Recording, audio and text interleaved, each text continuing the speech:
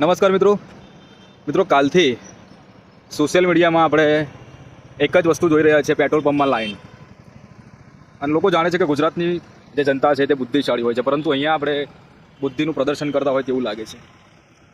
મોટા મોટા અધિકારી, લીગલ ઓથોરિટીઝમાંથી નોટિફિકેશન આવે છે, બૂમો પાડીને જણાવવામાં આવે છે કે ભાઈ પેટ્રોલનો જે સ્ટોક છે તે ખતમ નથી થઈ ગયો, છતાં પણ લોકો એક ગાડરીઓ પ્રવાહ એટલે કે ગીટાની ચાલને જેમ એક જાય અને બીજો તેની પાછળ લાગી જાય.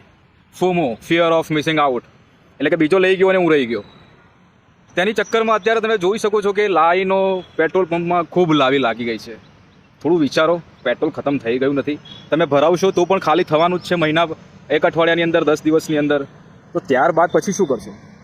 તો ખોટા પેનિકમાં ના આવશો. અત્યારે અછત નથી, અને જો તમારી રિયલમાં જો ખતમ થઈ ગયું હોય તો તમે ભરાવી શકો છો. પરંતુ તમને લાગે કે ભાઈ મારું ખતમ થયું નથી અને હું 2-4 ગાડી છે અને બધી જ ગાડીઓ હું હમણાં પેક કરાવી લઉં, ફૂલ ટાંકી કરાવી લઉં, તો આ એક ખોટી વસ્તુ છે. હવે ગુજરાતની જનતાની અસર જે છે, ગુજરાતની જે પ્રતિષ્ઠા છે તેની હાનિ પહોંચે છે અત્યારે, કેમ કે ગુજરાતના લોકો આ મુજબના નથી.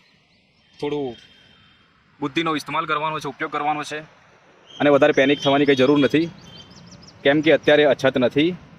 ખોટા પેનિક ના થશો. અને તમને લાગે છે તો જો તમે સિટી એરિયામાં રહેતા હોય તો સિટી એરિયાની બહારમાં જો કોઈ પેટ્રોલ પંપ હોય તો ત્યાં તમે જઈ શકો છો, કેમ કે ત્યાં જનતા ઓછી હશે, ક્રાઉડ ઓછું હશે, તો ત્યાં તમને મળી જશે. રાત સમયમાં તમે જઈ શકો છો, પરંતુ આ પિકઅપ ટાઈમમાં તમે જઈને જે 2-3 કલાક ઉભા રહો છો તેઓ ખોટી વસ્તુ છે. બુદ્ધિનું પ્રદર્શન કરવાનું બંધ કરી દેજો. અને ઘેટા બકરાની ચાલ જે એક ભાઈ ગયા હોય તો આપણે સાથે જઈને તેને 200-2 કલાક સુધી આપણે બેસી રહીએ તે ખોટી વસ્તુ છે. શાંતિ રાખો.